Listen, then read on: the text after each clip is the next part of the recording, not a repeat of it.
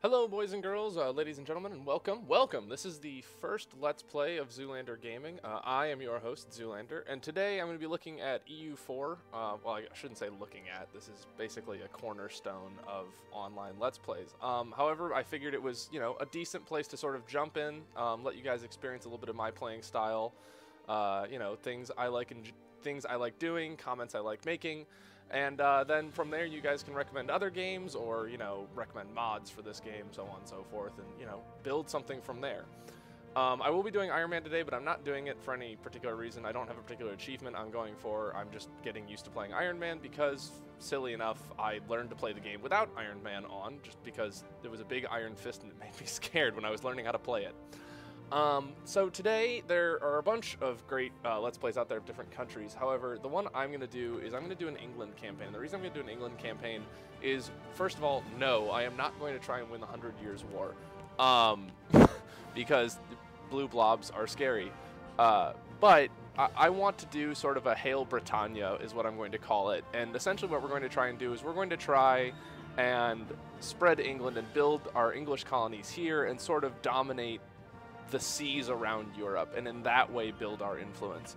So we'll have to come into check with Portugal, we'll have to check Castile, there will probably be colonial wars, but for the most part, I think we're going to quit the continent. So the 100 Years' War is obviously the first obstacle we're going to have to clear, and then from there it will be pacifying the islands and moving over to the New World. So let's jump right in. Or not, because, right, Steam wants me to save things. We're just going to go with Hail Britannia. Because, gung-ho and such. So, as you all know, we inherit the England coming out of the Dark Ages. So, we've gone through the William the Conqueror transitions. We've thrown out the Vikings. We've thrown out the Norwegians, with the exception of Orkney. And here we are now embroiled in the 100 Years' War. So let's first of all get kind of a glimpse of what's going on here. Many of you have probably played England, but for the sake of, repeating myself and clarifying where I'm looking at this board starting from. We start essentially with 5 provinces in the French territories, one's in Burgundy, 4 directly border France or their vassals. And we are embroiled in the 100 Years' War. We have a looming disaster. Oh, right, it's the War of the Roses, because we don't have an heir. Awesome. And, right, yes, this is the part of England that kind of sucks. We start with a 0-0-0 leader. And as silly as this sounds, I'm kind of looking forward to the War of the Roses firing. And here's the reason why. The War of the Roses will essentially roll you 2 new leaders, one from the House of Lancaster, one from the House of York, and from there you just kind of pick which one you want to support and pray the war ends quickly. But before that, to kind of stave off this looming disaster, as I said, we are going to quit the continent. So what we're going to do is we're going to go into our peace menu. We're just going to give France everything they want. We're going to give them Calais, Caux, Gascon, Normandy, Laborde, etc., etc. Yes, and I'm sure there are far more pro ways of doing this, but I'm just not opting for that. So we're going to send that offer to France and see what they make of it. They should accept it right away. And they have... Excellent. Okay, end of the 100 Years' War. The 100 Years' War was the last great medieval war. It was a war not just between kings, but lesser nobles were also able to pursue their own personal agendas while participating in the larger conflict. Future wars saw far less factionalism, at least on the scale found in medieval conflicts. The 100 Years' War was actually dozens of little wars and hundreds of battles and sieges that went on for over a century, between 1337 and 1453, until both sides were exhausted. As you can tell, we ended the war roughly 9 years sooner. While neither side won in any real sense, the end result was that while there were 2 kingdoms at the beginning of the war, there were 2 nations at the end of it. And we, of course, are the nation of England. So our 2 options are: we have lost our foothold in France, we get a bunch of opinion with France, we lose our core on the French territories, and we gain a stability. Or we refuse to give up, we don't give up our cores, France hates us more, and we lose a stability. Now, since we have a looming disaster, I'm in favor of gaining the stability. I don't intend to come back and take those cores, absent massive exigent circumstances. So I'm going to go ahead and say, just give up. We've lost our foothold in France, move on. We're going to go and do other things. We've gained the Reconquest Picasso's Belly, that's fine. We've gained Reconquest, that's fine. Those will go away because we've just given up the cores, and France accepted our peace. Perfect, whatever. Now, we need rivals. France is obviously not going anywhere. I'm also going to pick Burgundy because they share the English Channel with us. And just to show you all what that means. So this, you know, for those of you who haven't played in a while, this all used to be London, and then Scotland had part of the North Sea. They have since split that. So now we have the English Channel trade node, which is basically most of England at this time, actually, and then the northern coast of France and Burgundy. Which means that Burgundy and we will be fighting for control over this node. Bordeaux, again, is still mainly dominated by France, but then we're also going to be focusing on the North Sea and obviously Lubeck, because Lubeck is where a lot of we're going to be trying to pull a lot of trade from Lubeck into the English Channel, which is actually an end node, which is super powerful if we can retain control of it. So that's the reason we're hating on Burgundy. They'll probably go away, presuming the Burgundian inheritance fires and Austria takes over them, or you know, some other ridiculousness happens.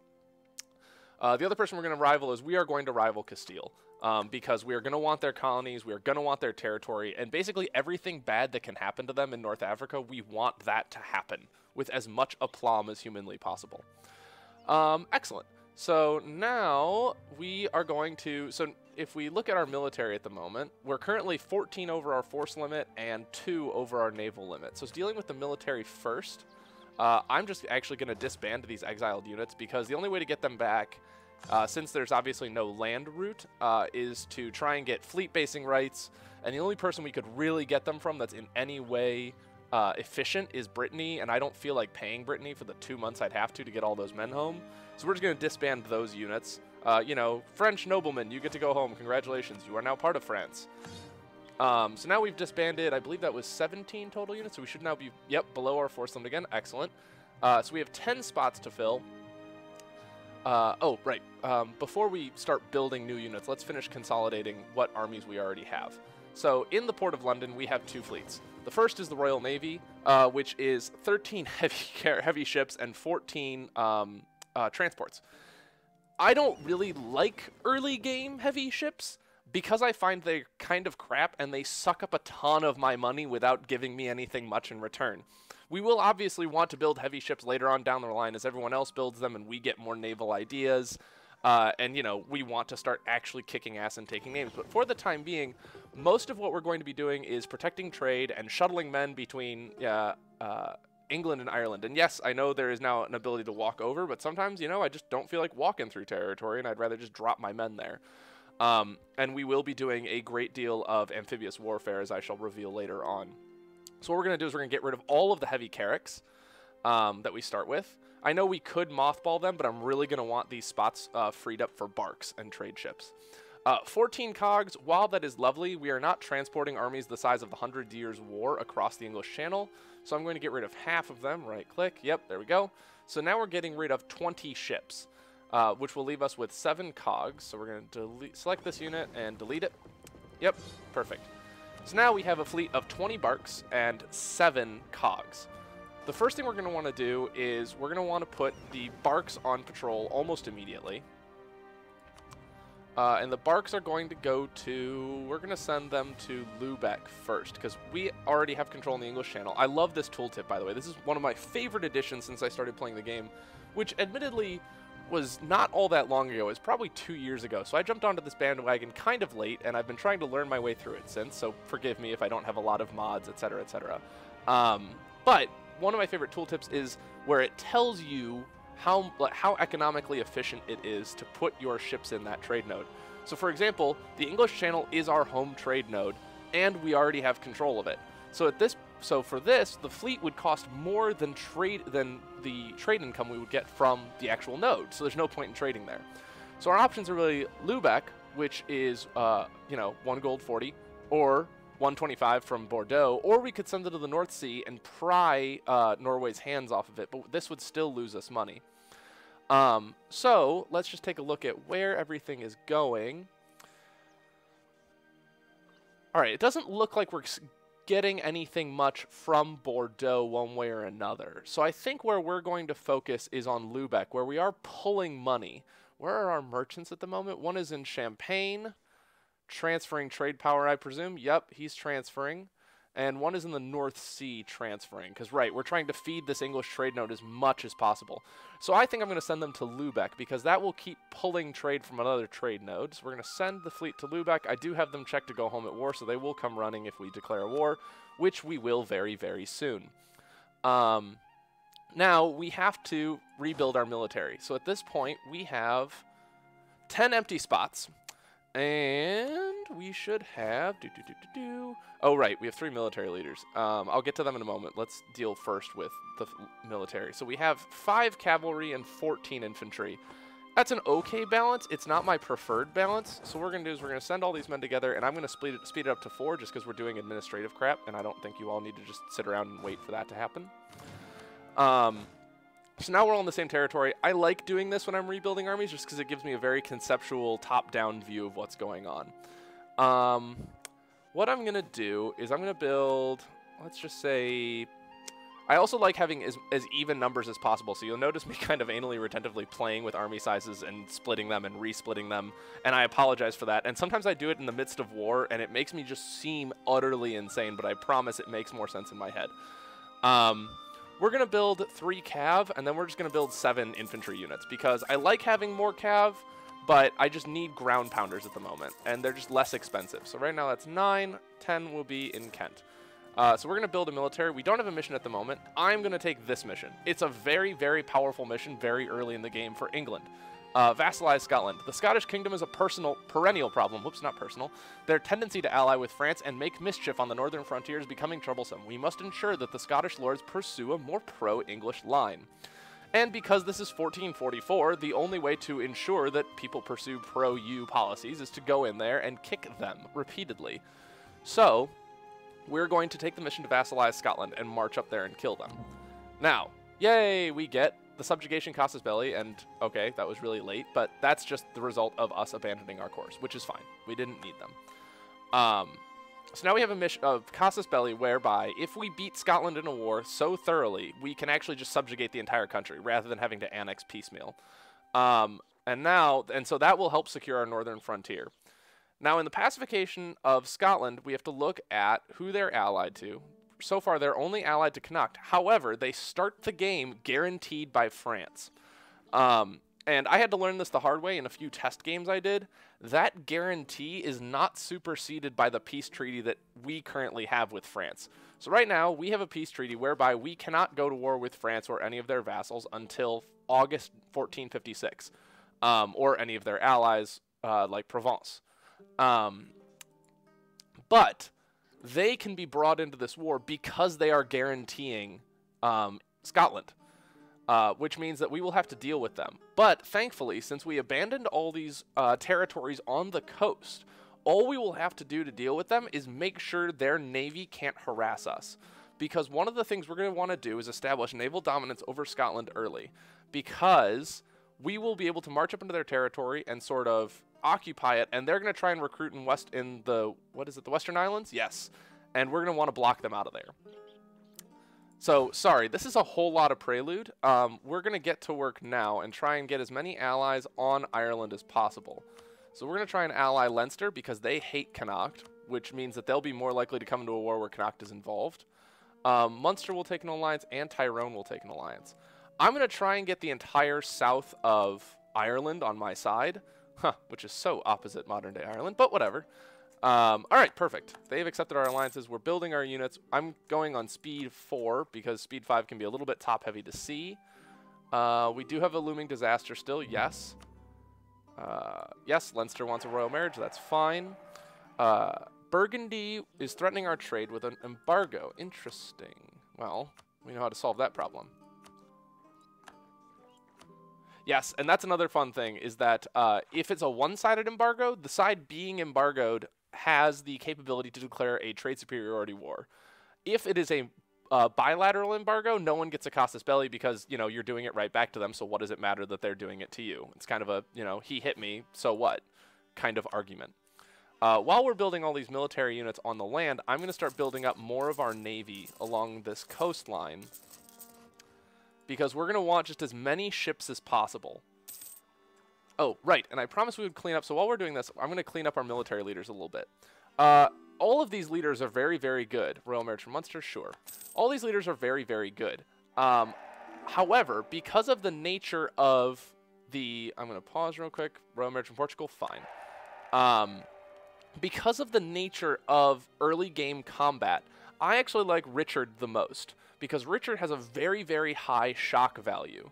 And, you know, you could do Richard Neville because he has a 3-star shock rating as well, but we're already over our military force limit by 2.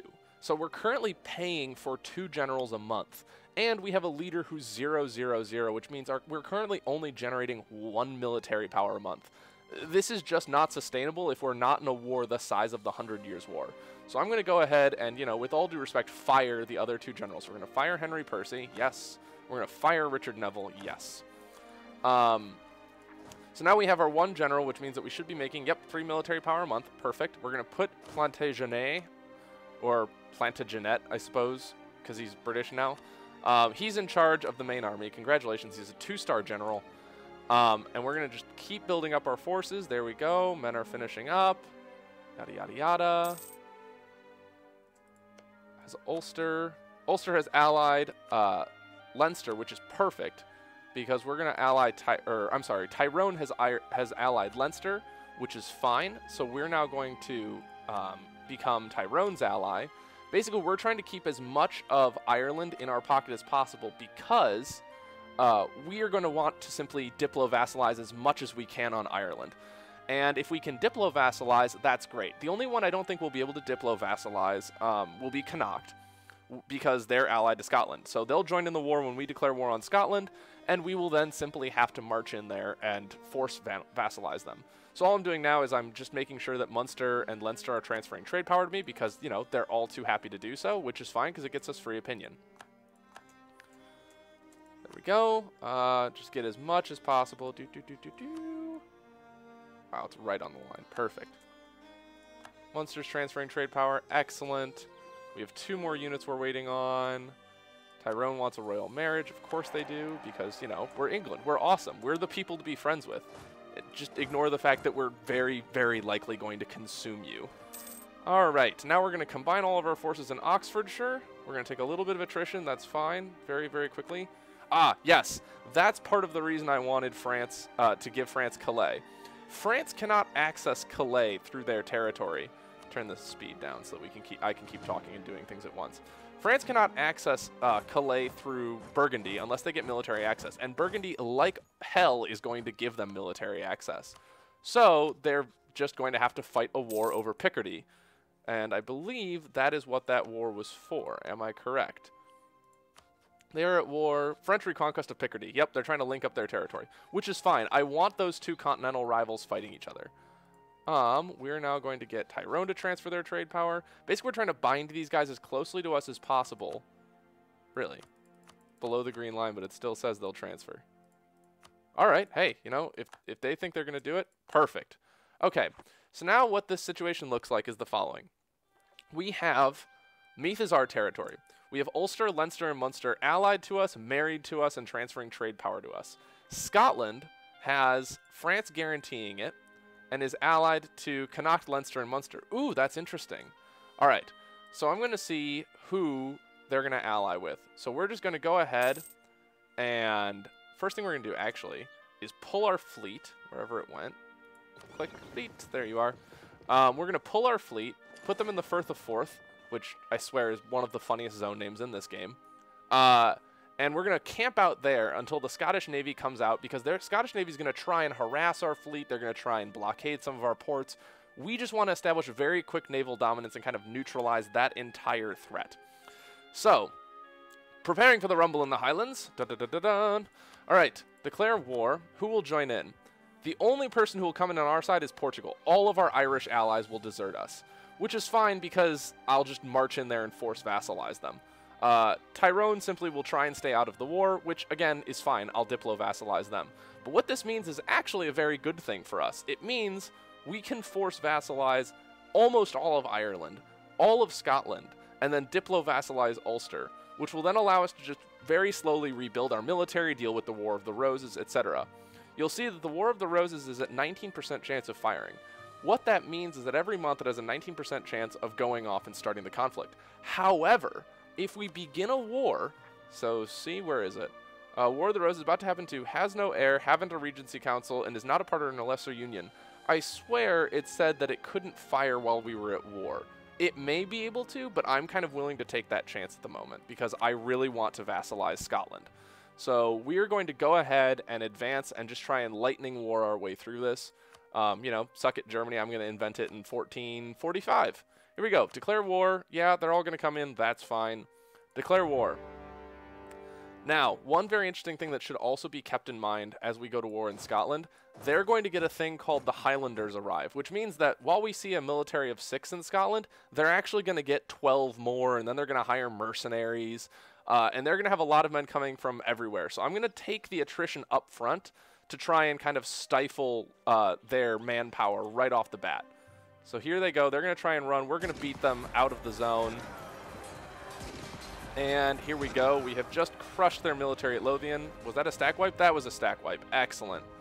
So see, now we have France's military prowling around. Connacht has already pounced on our territory in Meath. Can we get there? Yep, we have caught their fleet. So now I'm going to start trying to carpet siege as much as humanly possible. So I'm going to go... I'm going to send him to Aberdeen. We're going to keep a stack on Lothian. We're going to take a stack and send it to Fife.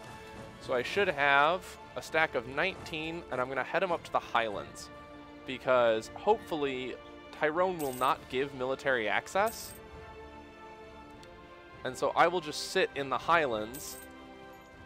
Yep, and they're going to start trying to produce men. I'm going to take this last unit, send them to Ayrshire. Can we beat them to the Western Islands before they raise those forces? And, yep, we did it. Excellent, excellent, excellent, excellent. So now we're still fighting it out with Scotland over here. I'm going to send up my transports just to give them a little bit of fire support. We're going to crank it up to speed 4 because there's not really that much going on that I need to micromanage. And I'm just going to try and keep an eye on this whole situation. It looks like we're winning that fight. Scotland is losing a lot of ships very, very quickly. And with those 7 transports, that should just tilt it in our favor. The only reason they were giving us so much trouble to begin with is I believe they had... Yep, they have heavies that are just doing a whopping amount of damage to our barks, but luckily we are able to pacify them. 3, 2, 1, go. Perfect. But now you see why I've been building barks, is because we were going to take a lot of, you know, punishment. So these barks are actually going to join up here by themselves. These barks I'm going to have rally in Wales, and we're going to take this unit and march it down into Scotland and teach them a thing, or into Ireland and teach them a thing or two about manners.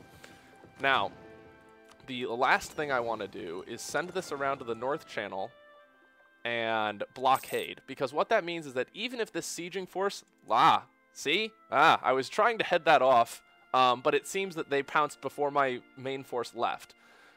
This is when the Highlanders arrive. That's all infantry with a little bit of cavalry at the very back, but they took a straight crossing. We got the defensive bonus. We crushed their reinforcements, total stack wipe. Scotland is now essentially ours for the taking. All we have to do now is go over to Ireland and just mop up their forces there. So we're going to head down into Ulster, through into Meath.